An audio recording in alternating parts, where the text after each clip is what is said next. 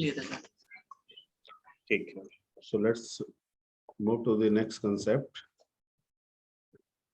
और direct Python में ही हम लोग बढ़ते हैं सीधे। ठीक है, यस सर।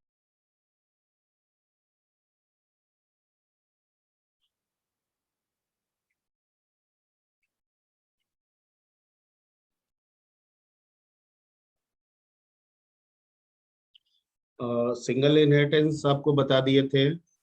सिंगल इनहेरिटेंस में अगर कंस्ट्रक्टर हो तो क्या होगा वो भी बता दिए थे। Yes sir. सिंगल इनहेरिटेंस है तो जो पब्लिक होगा सिर्फ वही रीयूजेबल होगा। ठीक है, जो प्राइवेट होगा वो रीयूजेबल नहीं होगा। नहीं होगा। ठीक है, ये सब बता दिए थे। थोड़ा सा एक कंसेप्ट है उसमें, and the concept is called overriding. ठीक है, तो ओवरलोडिंग और ओवरराइडिंग में एक डिफरेंस है कि सर जो बोलिए।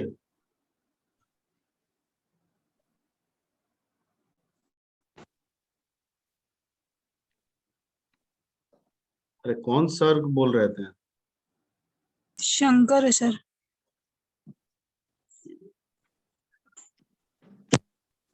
बोल, उसका आवाज नहीं आएगा तो छोड़ो ना, आवाज ठीक करके बहुत तुम ये करना ना, बीच में इंटरप्ट कर दे तो कहाँ ट्रैक था।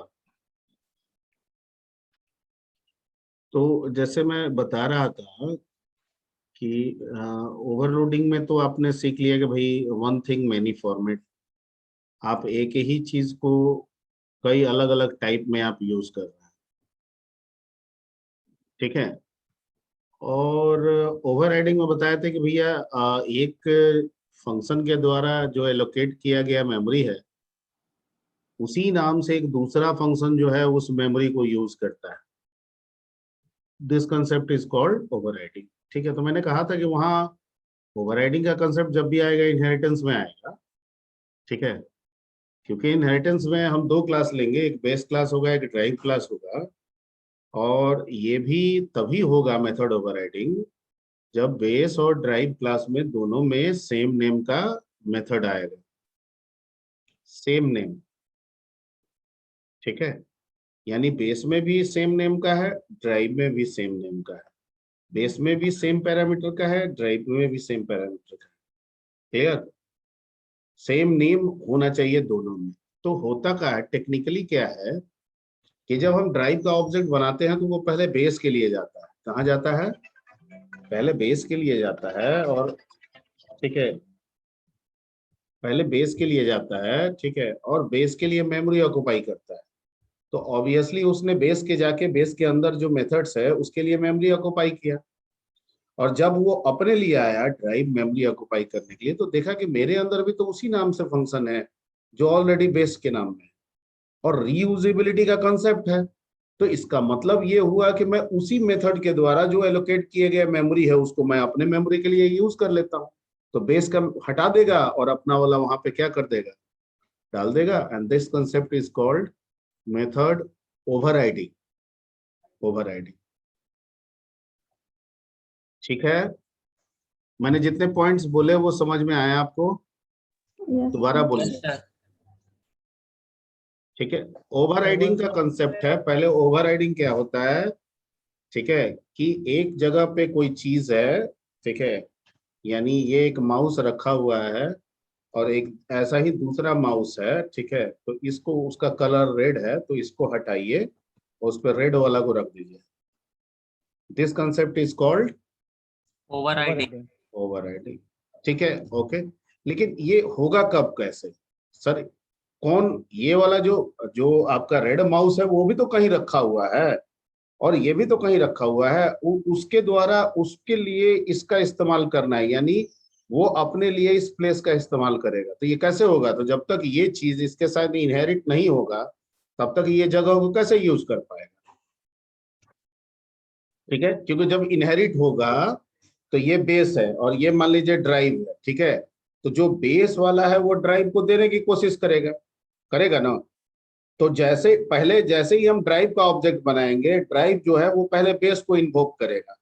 बेस क्लास अपने अंदर जो भी मेथड है उसका मेमोरी बना लेगा। मान लीजिए कि इसने इसके लिए मेमोरी बना दिया, अब ये प्रोवाइड करेगा, क्योंकि ये पब्लिक है तो ये ड्राइव को देने की कोशिश करेगा। जैसे ड्राइव के पास जाएगा, ड्राइव देखेगा अरे सेम नाम से मेरे पास भी मेथड है, ठीक है, तो क्या करेगा कि ड्राइव कहेगा कि सब सेम नाम का है तो मैं अलग मेमोरी क्यों बनाऊं, इसी नाम का यहाँ पे भी है। तो इस मेमोरी को वो अपने लिए यूज करेगा और कहेगा कि यहाँ से ये ब्लू वाला लॉजिटेक माउस हटाओ और रेड वाला लॉजिटेक माउस हटाओ, ठीक है। ये कंसेप्ट आपका है ओवर राइडिंग का। अब इसको हम लोग देखते हैं।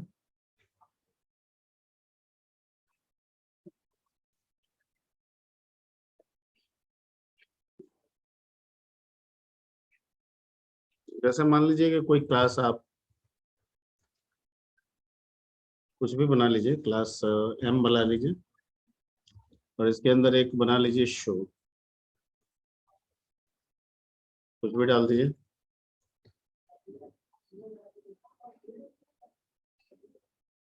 ठीक है।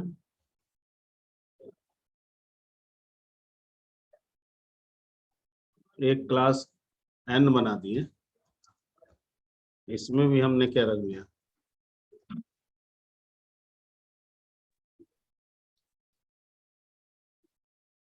ठीक है। सॉरी, इसको हमको ड्राइव बनाना है, एम को सर इनहेरिट करना पड़ेगा। इनहेरिट कर दिए। Yes sir. तो क्या हम ये समझे कि सो का यहाँ 2 कॉपी है एन के पास? नहीं, हम ये नहीं समझ सकते। अगर दोनों डिफरेंट नाम का होता तो सो के पास, इस क्लास एन के पास, सॉरी क्लास एन के पास दोनों का 2 कॉपी होता है, लेकिन ये दोनों का नाम क्या है, सेम है, दोनों में पैरामीटर भी क्या है, सेम है, नो पैरामीटर है, ठीक है। तो वैसे स्थिति में कहता है कि बेस जो है वो अपना सो तो इसको दे रहा है, लेकिन ड्राइव कह रहा है कि मेरा भी तो सो यहाँ पे अवेलेबल है, ठीक है। तो मैं क्या करूंगा, जो बेस का सो है ना उसके लिए जो जगह है ना उस जगह को मैं अपने लिए इस्तेमाल करूंगा, ठीक है। And this concept is called overriding. इसका मतलब है कि इसका इंपॉर्टेंस रहेगा ही नहीं, हमेशा इंपॉर्टेंस किसका रहेगा, डिराइव के सो ड्राइव का वाले का, ड्राइव वाले का। ठीक है। जैसे मान लीजिए कि हम एक z इज इक्वल टू, जब हम n का ऑब्जेक्ट बनाएंगे और z इज इक्वल टू जब शो करेंगे तो ये हमेशा किसका दिखाएगा, पाए।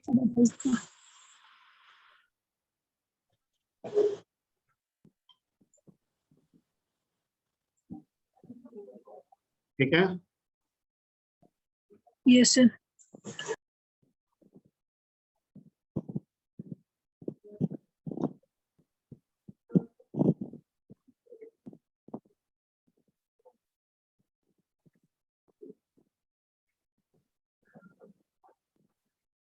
ओके, आगे बढ़े। Yes sir. Yes sir.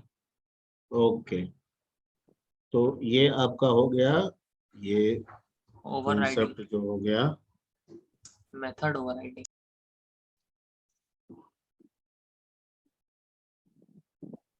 Method over, ठीक है। Okay, let's come to the next concept and that is, हम लोग मल्टीपल वाला भी काम कर लें। सिंगल इनहेरिटेंस पे तो हम लोग काम कर लिए हैं, अब थोड़ा Yes, सा sir. मल्टीपल इनहेरिटेंस के लिए काम कर ले, ठीक है। तो पहले तो आपको बहुत तरह के होते हैं, लेकिन जो 2 बेसिक होता है उसको पहले हम लोग बात कर ले। तो सिंगल हम लोग सीख चुके हैं, आज हम किसकी बात कर लेते हैं, multiple inheritance. Multiple inheritance. Multiple inheritance. इसमें क्या होता है, 2 parent. Many bases one drive. ठीक है। तो चलिए मान के चलते हैं कि एक एम है, एक एन है, ठीक है। इसमें सो है, इसमें हम बना लेते हैं कुछ टेस्ट, ठीक है, क्लियर। और एक तीसरा हम बना लेते हैं, कम से कम 3 तो बनाना ही होगा ना। एम एन एक क्लास हम पी बना लेते हैं और पी को हम एम कोमा एन से क्या करते हैं, इनहेरिट। तो ये हो गया कंसेप्ट किसका, मल्टीपल इनहेरिटेंस। मल्टीपल इनहेरिटेंस, ठीक है। ओके, अब इसके अंदर हम कुछ रखें या ना रखें, पास भी ठीक कर है। सकते। अगर हम पास भी करेंगे तो इसके अंदर तो दो मेथड है ही, यस सर। कि जैसे अगर हम यहाँ लिख दें पास, तो तब भी हम अगर यहाँ पे पी का ऑब्जेक्ट बनाएं, ठीक है, और जेड डॉट शो करें और जेड डॉट क्या करें, डिस्प। तो ये काम करेगा। Hello bye. Clear? Yes, sir. Yes, ठीक है, sir. तो this concept is called multiple inheritance. Multiple inheritance. ठीक है, अब इस दोनों को मिला के बहुत तरह का इनहेरिटेंस बनाया जाता है, दो तीन और तरह का है, तो उसमें एक दो का गाइड कर देते हैं। ठीक है, जैसे इसी में आ जाता है एक मल्टी लेवल आ जाता है। मल्टी लेवल में कहता है कि जो पेरेंट है उसका चाइल्ड होगा, तो चाइल्ड भी तो पेरेंट बनेगा, तो फिर उसका भी चाइल्ड होगा। ठीक है, इस लेवल को एक से ज्यादा लेवल तक अगर आप रिपीट कर दिए तो concept is called multi level inheritance. Inheritance. जैसे आप सिंगल इनहेरिटेंस की जब बात करते हैं तो सिर्फ एक बेस और एक ड्राइव की बात करते हैं, तो वो एक ही लेवल पे रह जाता है, खत्म हो जाता है। अगर उसी सीक्वेंस को आप मल्टीपल लेवल्स पे रिपीट कर देंगे, the concept is called multi level multi level inheritance. Inheritance. ठीक है, ओके, यस सर। ठीक, इसको नोट कर लिए। यस।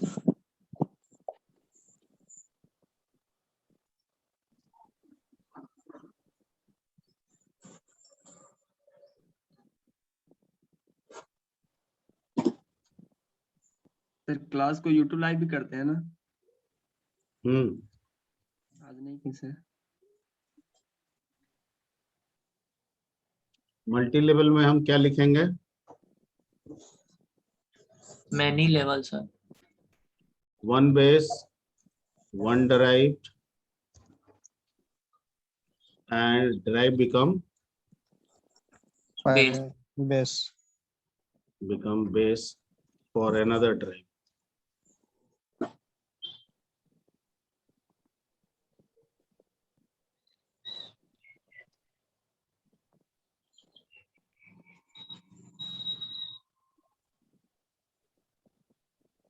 क्लियर?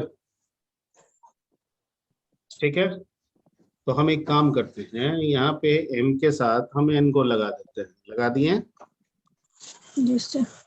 और p के साथ हम n को लगा को देंगे। लगा दिए। ठीक है, और p को p में पास ही लिख दिया, क्या फर्क पड़ता है, ये दिया इसको तो इसके पास दोनों आ गया, ये दोनों प्रोवाइड किया तो इसके पास दोनों आ गया, मतलब सेम वर्क, लेकिन कंसेप्ट क्या हो जाएगा, मल्टी लेवल का।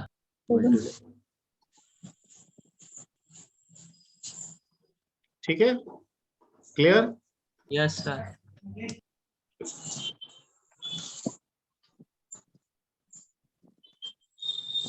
ओके,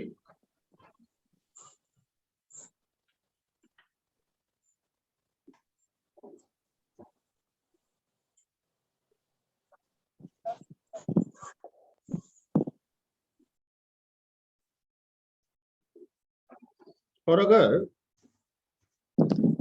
मान लीजिए कि ऐसा ही हो और संजोग से इसमें भी शो हो जाए तो क्या होगा? ओवरराइडिंग सर, मेथड ओवरराइडिंग हो जाएगा। यहाँ क्या दे रहा है error? सर डिस्प नाम का कोई फंक्शन नहीं ना है अभी मेथड, इसी वजह से एरर देगा।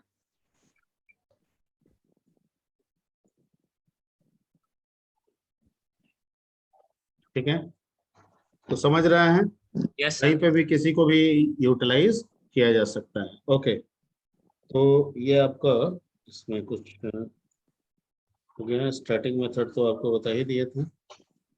स्टैटिक मेथड के लिए हम लोग क्या करते हैं, स्टैटिक मेथड बना क्या लगाते हैं, स्टैटिक मेथड बनाने के लिए क्या लगाते हैं, @static method। उसको क्या कहते हैं, उसको क्या कहते हैं, डेकोरेटर बोलते हैं, क्या बोलते हैं, डेकोरेटर सर। ठीक है, कई तरह के होते हैं, लेकिन यहाँ पे जो हम डेकोरेटर लगा रहे थे वो स्टैटिक बनाने के लिए यूज कर रहे थे।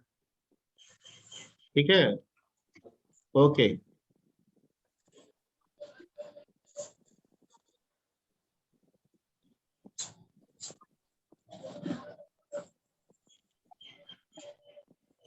एक इसमें क्लास आता है।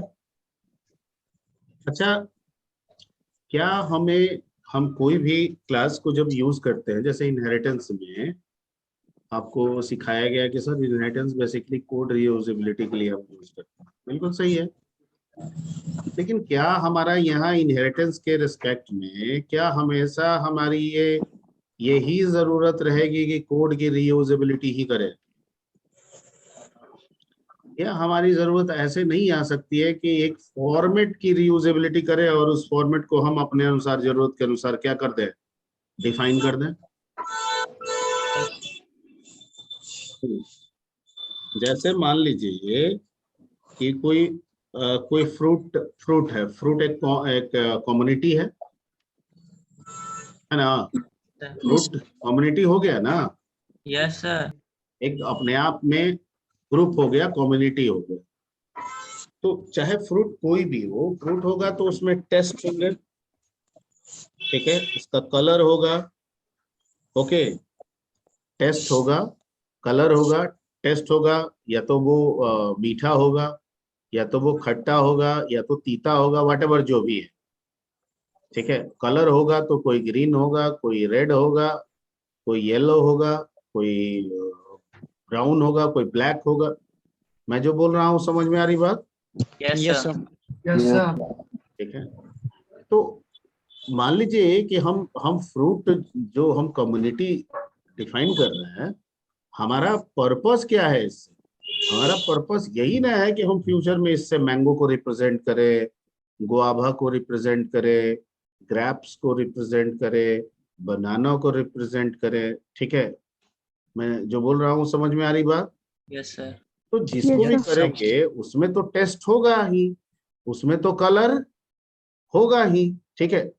सब में तो कॉमन प्रॉपर्टी, कॉमन बिहेवियर है, ठीक है। लेकिन सबके टेस्ट एक जैसे नहीं हो सकते, सबके कलर एक जैसे नहीं हो सकते, यानी बिहेवियर सब में कॉमन है, पर जो एक्चुअली में जो कंटेंट है वो सबका सेम नहीं है, ठीक है। तो वैसे केस में हम चाहते हैं कि एक ऐसा क्लास बनाएं, ठीक है, जिसका स्ट्रक्चर रीयूजेबिलिटी, कोड नहीं हो, कोड हम अपने अनुसार डिफाइन करें, स्ट्रक्चर रीयूजेबिलिटी हो, मतलब हम अगर उसके अंदर कोई मेथड डिफाइन कर रहा है तो वो मेथड तो हो, पर मेथड में स्टेटमेंट ना हो, ठीक है। वो मेथड हमें मिले, बनाना को मिले, मैंगो को मिले, और बनाना अपने अनुसार उस टेस्ट को डिफाइन कर ले, उस कलर को डिफाइन कर ले, ठीक है, और मैंगो अपने अनुसार उस टेस्ट और उस कलर को डिफाइन कर ले, ठीक है, जो उस फ्रूट क्लास में ऑलरेडी है। मैं जो बोल रहा हूं वो समझ में आ रही बात? क्योंकि Yes, टॉपिक sir. अगला इसी से रिलेटेड है, ठीक है। मतलब हम एक, अभी तक हम जो इनहेरिटेंस आपको सिखाएं, चाहे वो सिंगल हो, मल्टीपल हो, या मल्टी लेवल हो, और भी आप बना सकते हैं देख के इसी तरीके से। तो इसमें क्या है कि इसमें प्योर रीयूजेबिलिटी का कंसेप्ट हो, मतलब ये है कि बेस कह रहा है कि मेरा एक मकान बना हुआ है, ध्यान से समझिएगा, मेरा एक मकान बना हुआ है, और अगर आप हमको बेस बनाते हैं तो मैं अपना मकान आपको दे दूंगा, ठीक है। तो आपका भी मकान है, मेरा भी मकान, दोनों मिलके आपका 2 मकान हो जाए। क्लियर? क्लियर? Yes, ठीक, sir. ओके। Yes sir. अब हम कह रहे हैं कि नहीं, हम ऐसा नहीं करना चाहते, ठीक है, रीयूजेबिलिटी कराना है। हम ये मकान बना के दे देंगे तो अब तो जो मकान बना दिए हैं वो तो सबके लिए वही मकान रहेगा, कोई चाह के भी इसमें चेंज नहीं ला पाएगा, सिर्फ उसको यूज करना है। हम करेंगे नहीं, मकान सब बनाएगा, जो बेस में होगा वही मकान सबके लिए होगा, लेकिन सब अपने अपने तरीके से बनाना चाहते हैं। तो वैसे केस में हम बेस क्लास बनाएंगे, उसमें हम मकान का भी कंसेप्ट रखेंगे, यानी एक मेथड हम मकान के नाम से दे देंगे, ठीक है, लेकिन उसको डिफाइन नहीं करेंगे। क्या नहीं करेंगे?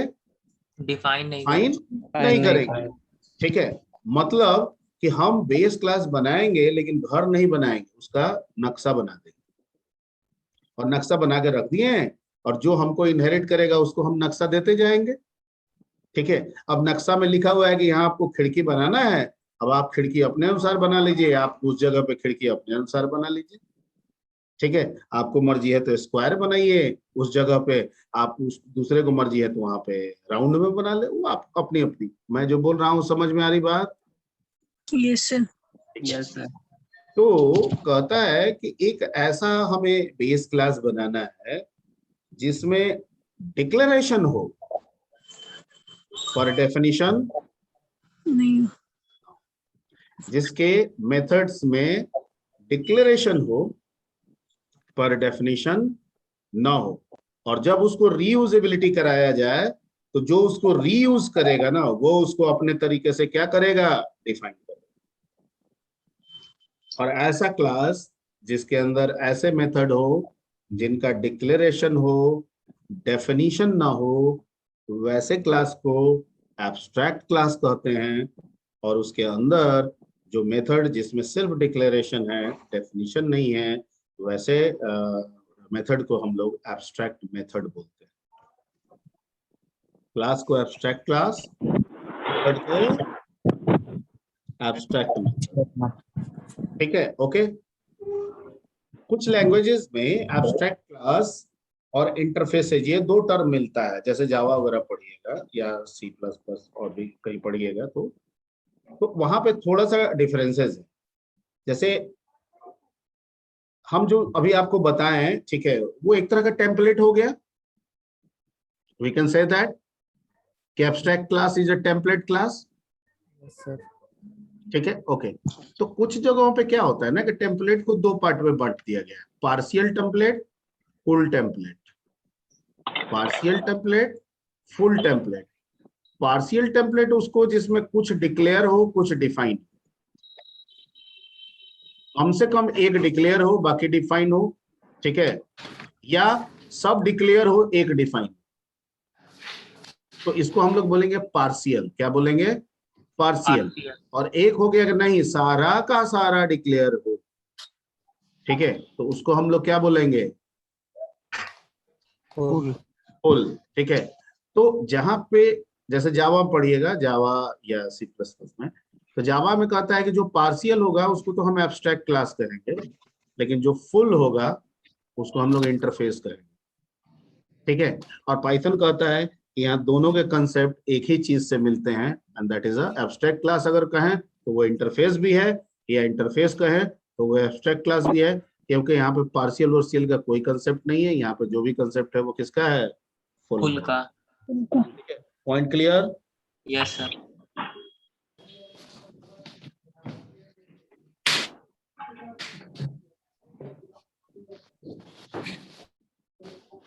ठीक। ओके, तो एब्स्ट्रैक्ट या इंटरफेस, यही ना आप बोल रहे हैं?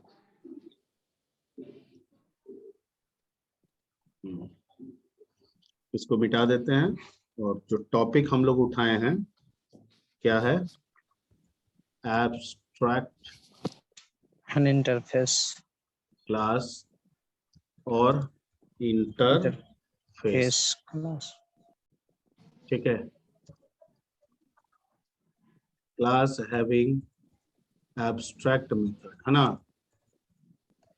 उसको एब्स्ट्रैक्ट क्लास कहेंगे। अब एब्स्ट्रैक्ट मेथड क्या हो गया? जिसका डिक्लेरेशन हो define. Method has declaration but no definition.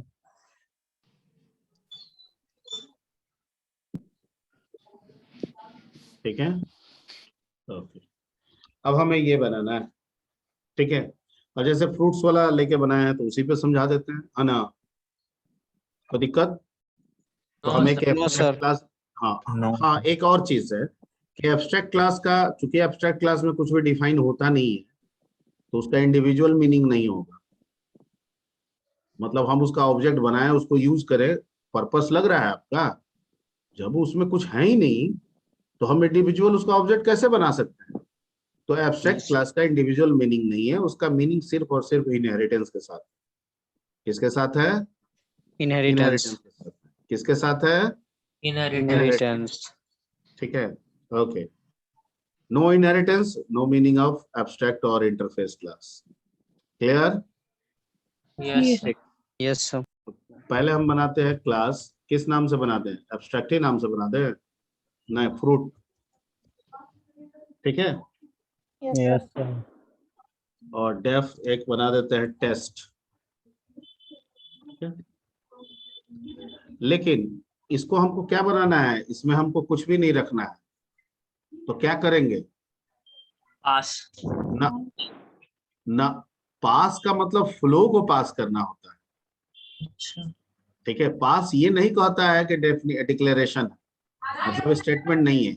पास ये कहता है कि आप हमको लिख रहे हैं तो मैं एक स्टेटमेंट हूं, मैं उसका एक स्टेटमेंट बन रहा हूं, लेकिन मैं फ्लो को पास कर रहा हूं, ठीक है। तो अगर आप पास लिख दीजिएगा तो इसका एक स्टेटमेंट बन जाएगा, ठीक है। तो इस केस में आपको लिखना होगा यहाँ पे, ठीक है। अगर आप इम्पटी छोड़ नहीं सकते, अगर आप इसको इम्पटी छोड़िएगा तो एक्सेप्शन जनरेट करेगा, क्योंकि पाइथन कहता है कि किसी भी फंक्शन को अगर आप डेफ लिख रहे हैं तो उसमें आपको स्टेटमेंट देना होगा, और अगर आप छोड़ के भी आगे बढ़ रहे हैं तो पास लिखना होगा। अब मैं कह रहा हूं कि अगर मैं पास लिख देता हूं तो वैसे केस में क्या हो जाएगा, एक स्टेटमेंट हो जाएगा इसका, तो फिर तो वो डिफाइंड हो गया। मैं जो बोल रहा हूँ समझ में आ रही बात? Yes Yes, sir. ठीक है। और नहीं लिखूं तो एरर आएगा, तो कहता है कि ठीक है मत लिखिए, लेकिन जो एरर आएगा ना उस एरर के लिए यहाँ पे एक स्टेटमेंट लिख दीजिए, रेज, ठीक है, नॉट इम्प्लीमेंटेड, इम्प्लीमेंटेड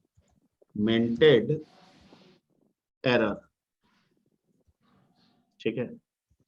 यानी हम ये इसलिए लिख रहे हैं कि पाइथन को बता रहे हैं कि तुम यहाँ पे कोई स्टेटमेंट मत समझो, और अगर नहीं समझ रहे हो तो तुम जो एरर जो जनरेट कर रहे हो उस एरर के लिए मैं यहाँ पे ऑलरेडी क्या कर दिया हूँ, एक्सेप्शन जनरेट कर दिया हूँ कि भैया रेज नॉट इम्प्लीमेंटेड एरर। यानी इससे क्या होगा कि पाइथन इस केस में कोई एरर जनरेट नहीं करेगा। नहीं करेगा, ठीक है।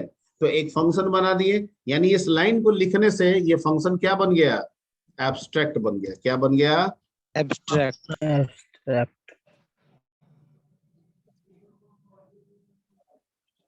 ठीक है। और चूंकि मेथड एब्स्ट्रैक्ट हो गया तो क्लास भी क्या हो जाएगा, Abstract. Abstract. ठीक है। क्लियर?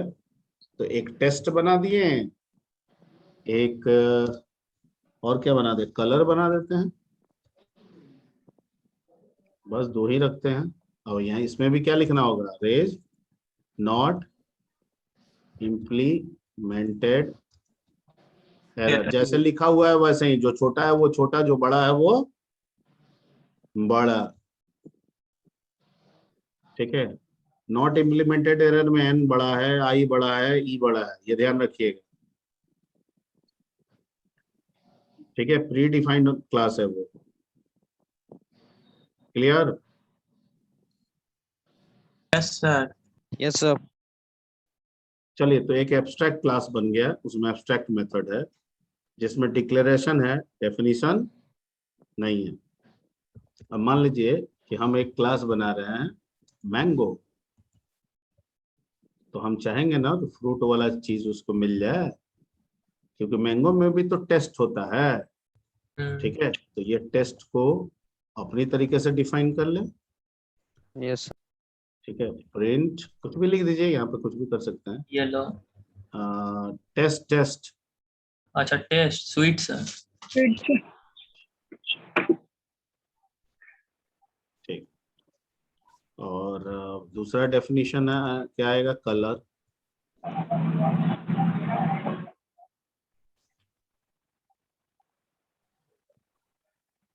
इसमें क्या लिख दीजिएगा, ग्रीन।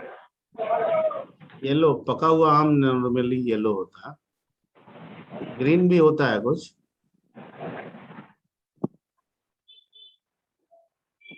ठीक है। तो ये बन गया। अब आप दूसरा क्लास एक बना लीजिए, क्लास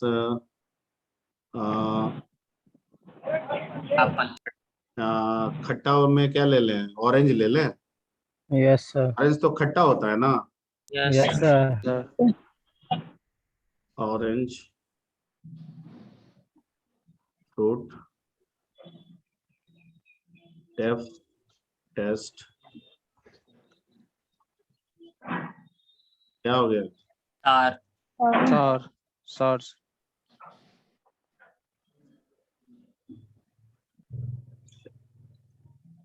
स्पेलिंग सही है ना सब जगह? Yes sir.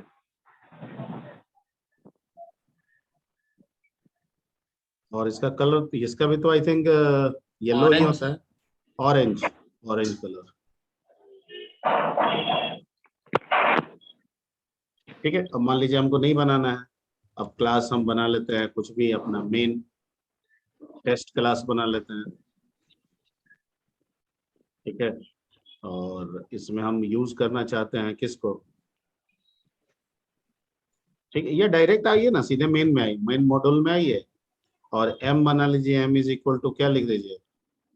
Mango. Mango. Mango. और o बना लीजिए, o इज इक्वल टू क्या लिख दीजिए? Orange. ऑरेंज। और m डॉट टेस्ट को कॉल कीजिए, और m डॉट कलर को कॉल कीजिए, उसी तरीके से o डॉट टेस्ट को कॉल कीजिए, और O o dot dot colour को color. कॉल।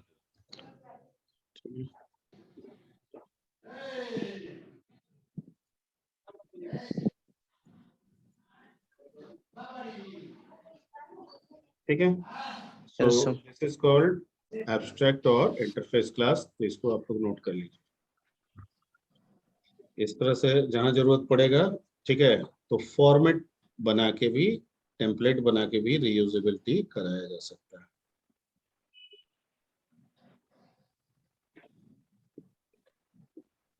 सर यहाँ मैंगो और ऑरेंज रीयूज कर रहा है। हम्म। यस दोनों में तो सेम ही मेथड न मिल रहा है जी, यस सर। लेकिन वो मेथड उसमें पहले तो डिफाइन नहीं था, ये तो डिफाइन कर रहा है ना। Yes sir. इसमें एक लाइन का स्टेटमेंट लिखे ना जी, प्रिंट इसमें भी लिखे, प्रिंट इसमें भी लिखे, तो डेफिनेशन आया ना। वैसे आप बोले थे वो जो उसे रीयूज करेगा वो खुद के डिफाइन कर लेगा खुद के अकॉर्डिंग। ना ना, डिफाइन कैसे? बिना डिफाइन का मतलब होता है आप ही ना डिफाइन करेंगे। हाँ यस है भाई। तो ये लाइन, ये मेथड मिल गया इससे, लेकिन इस मेथड के अंदर तो कुछ नहीं है, तो आपको तो डालना होगा ना कि भाई टेस्ट क्या है, यस क्योंकि आप इस टेस्ट को डिफाइन किसके अनुसार करना चाहते हैं? मैंगो मैंगो के अनुसार। यहाँ टेस्ट आप किसके अनुसार डिफाइन करना चाहते हैं? और ऑरेंज। ऑरेंज के अनुसार। तो जिसको मिल रहा है उसके अनुसार डिफाइन हो रहा है। यस ठीक है। हम्म,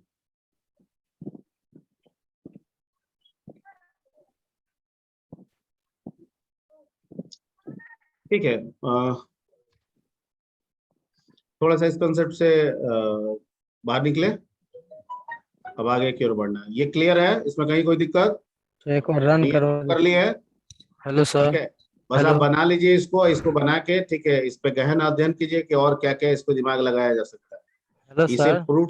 सिर्फ फ्रूट्स के लिए आप नहीं बना सकते हैं, ये कहीं पे भी बना सकते हैं। जैसे कार वगैरह बना रही है, तो कार में भी क्या होता है, टेम्पलेट पहले बना के रखा जाता है, और जब भी अलग अलग मॉडल बनाए जाते हैं, उसी टेम्पलेट को वो लोग अपने अपने तरीके से यूज करते हैं। यस ठीक है, तो वहां पे भी आप इसको यूज कर सकते हैं।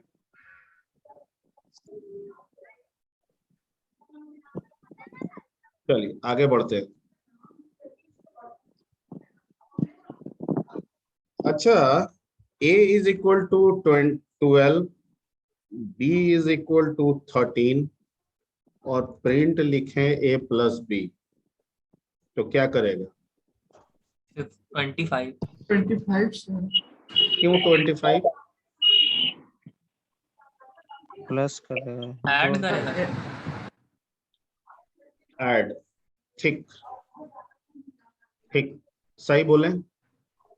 15 आएगा, सही है सबको, एवरीबॉडी? 25 सर। 25 सर। 25 25 आएगा, सर। ठीक, सही, ओके। अब मैं एक काम करता हूँ और मैं आपसे तब पूछता हूँ,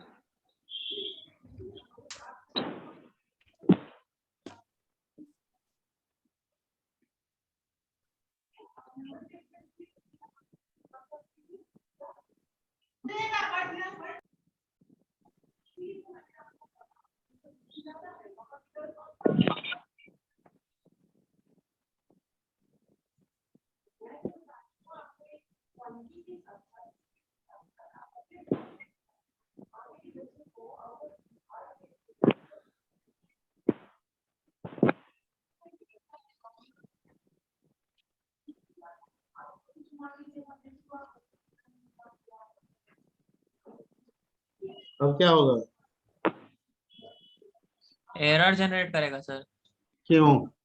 सर क्योंकि सिर्फ यहाँ ऑब्जेक्ट क्रिएट किया, हम उसके डेटा को कॉल थोड़ी कर रहे हैं। यस। सर यहाँ पे p dot a plus b q dot b लिखना पड़ेगा, तब फिर 25 मिलेगा। यस सर,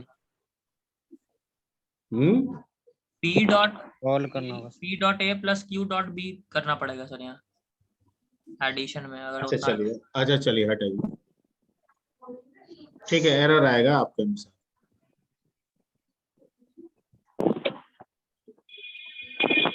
अब क्या है?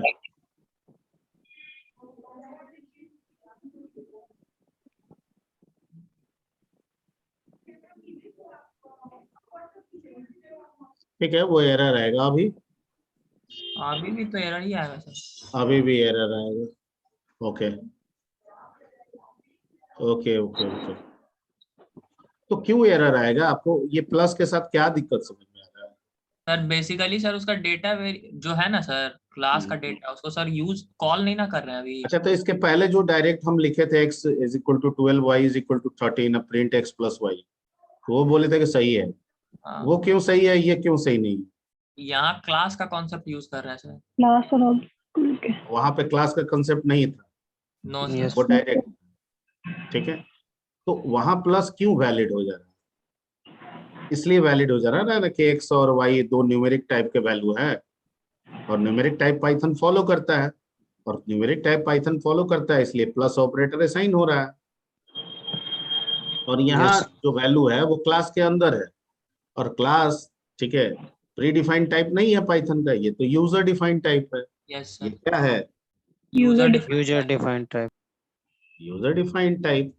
तो कहता है कि हम जितने भी ऑपरेटर बनाए हैं ना, वो सब किसके लिए बनाए हैं? प्रिमिटिव के लिए बनाए प्री हैं, डिफाइंड डेटा टाइप के लिए। ठीक है। और आपका जो टाइप है, जो क्लास आप कह रहे हैं ना, ये तो यूजर डिफाइंड है, इसीलिए हम इसे प्लस जो है ना, इस पे डायरेक्ट अप्लाई नहीं कर पाए, ठीक है। लेकिन अगर ऐसा कोई तरीका बनाए कि हम ऐसा करें, हम चाहते हैं कि हम ऐसा करें कि p plus Q R is equal to P plus Q लिखें, तो उसमें नया वैल्यू आ जाए, हम ऐसा करना चाहते हैं, तो कैसे होगा?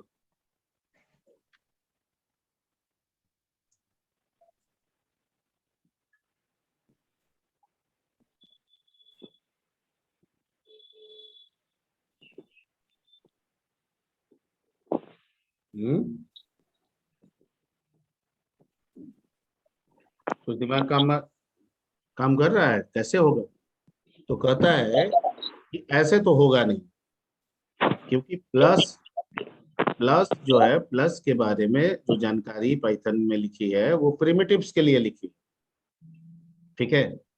अगर आप प्लस को यूजर डिफाइंड टाइप के लिए इस्तेमाल करना चाहते हैं, तो आपको इस प्लस को एक बार फिर से लिखना पड़ेगा अपने प्रोग्राम, ठीक है।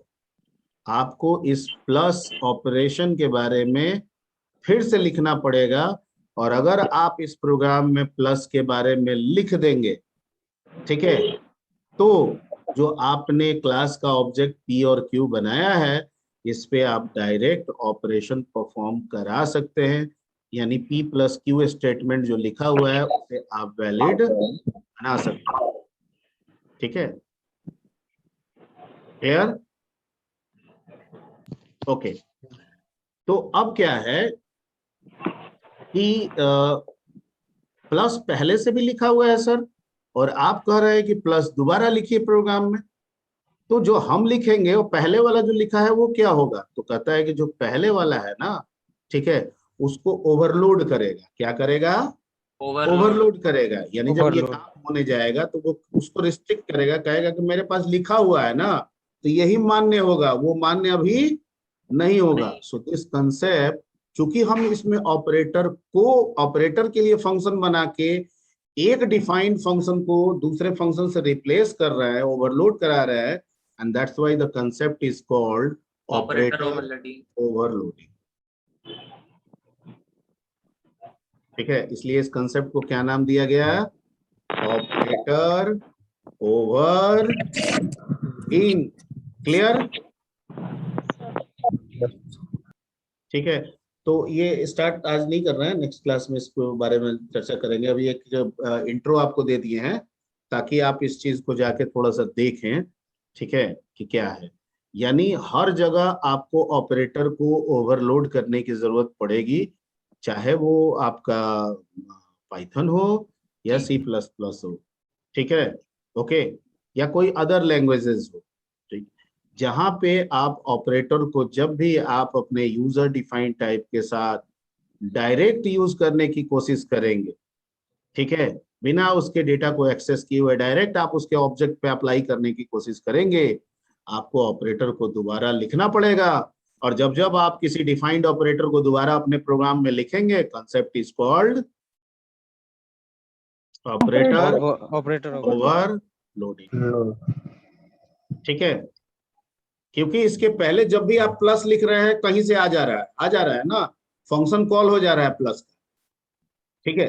अभी भी लिख रहे हैं तो फंक्शन कॉल हो रहा है प्लस का, लेकिन वो अपने लेफ्ट राइट में देख रहा है, कह रहा है कि अरे ये तो प्रिमिटिव नहीं है, ये तो ऑब्जेक्ट है, तो एरर आ जा रहा है, क्योंकि मेरा वर्क तो इनके लिए लिखा ही नहीं गया है, ठीक है। लेकिन जैसे ही हम प्लस ऑपरेटर को लिख देते हैं, इसमें एक फंक्शन बना देते हैं प्लस का, ठीक है, तो जो पहले से प्लस लिखा हुआ है ना, इसमें जो लिखा हुआ फंक्शन है वो कहेगा जब हम प्लस लिखेंगे तो वो कॉल होगा, लेकिन हमारा प्रोग्राम वाला कहेगा कि नहीं, हम तुमको ओवरलोड करेंगे, वर्क मेरा होगा, ठीक है। And that's why the concept is known as operator overloading. Point clear? हम लोग सिर्फ प्लस को ही नहीं, बहुत सारे ऑपरेटर को ओवरलोड कर सकते हैं, प्लस, माइनस, मल्टीप्लाई, डिवाइड, ठीक है, पावर, जितने भी मोस्ट ऑफ जितने भी ऑपरेटर्स हैं उन सबको ओवरलोड कर सकते हैं, कुछ को छोड़ के, ठीक है। कुछ ऑपरेटर ओवरलोड नहीं हो सकता, ठीक है, लेस देन, ग्रेटर देन, सबको ओवरलोड कर सकते हैं, ठीक है। तो मैं चाहूंगा कि इसके बारे में आप लोग थोड़ा सा एक बार रिकैप कर लेंगे। बहुत सारा ऑपरेटर ओवरलोडिंग इन पाइथन लिखिएगा, कंटेंट आपको मिल जाएगा, थोड़ा थोड़ा एक ब्रीफ ले लीजिएगा, ठीक है। ऑपरेटर ओवरलोडिंग करने के लिए भी जो फंक्शंस है वो पहले से प्री डिफाइंड है। जैसे अगर ऐड के प्लस के लिए करना है तो ऐड नाम का होगा, सब्ट्रैक्ट नाम का होगा, ठीक है, और वो स्पेशल सिंबल के साथ होते हैं, उनके पहले भी 2 अंडरस्कोर होगा, उनके बाद भी 2 अंडरस्कोर होगा, ठीक है। यानी हम किसी भी नाम से लेके कुछ भी लेके फंक्शन नहीं बना देंगे, फंक्शन हम वही बनाएंगे जो हमें प्रोवाइड किया गया, ठीक है। यानी ऐड को पहले से ऐड नाम से ही लिखा गया है, तो जिसको लिखा गया है उसी को ना ओवरलोड करना है हमको, तो वही ना नाम हमको यूज करना होगा। तो हम अब थोड़ी प्लस डायरेक्ट लिख देंगे, नहीं, ठीक है। तो उसके लिए कुछ बने बनाए फंक्शंस है, जैसे प्लस को ओवरलोड करना है तो जो हम मेथड डिफाइन करेंगे उसका नाम ऐड होगा, सब जिसके शुरू में भी डबल अंडरस्कोर होगा, बाद में भी डबल अंडरस्कोर होगा, ठीक है। और सब्ट्रैक्ट का करना होगा तो सब होगा, उसके शुरू में भी डबल अंडरस्कोर होगा, बाद में भी डबल अंडरस्कोर होगा। तो ये सब चीज है, थोड़ा देखिएगा, आपको मिल जाएगा, एक बार देख के नेक्स्ट क्लास में हम लोग ऑपरेटर ओवरलोडिंग के बारे में थोड़ा सा जानकारी देते हैं। क्लियर? Yes sir. ओके, यानी ये जो अभी एरर है इसको मैं आपके सामने इसको रिजॉल्व कर दूंगा और P+Q करूंगा, ठीक है, तो दोनों ऑब्जेक्ट के वैल्यू क्या होंगे, जुड़ जाए, ऐसा होगा। क्लियर? Yes sir. यानी अगर P और Q 12, P x से भी बना है, Q x से बना है और 12 है, तो 12 + 12 यानी रिजल्टेंट क्या होना चाहिए, 24, वो हो जाएगा।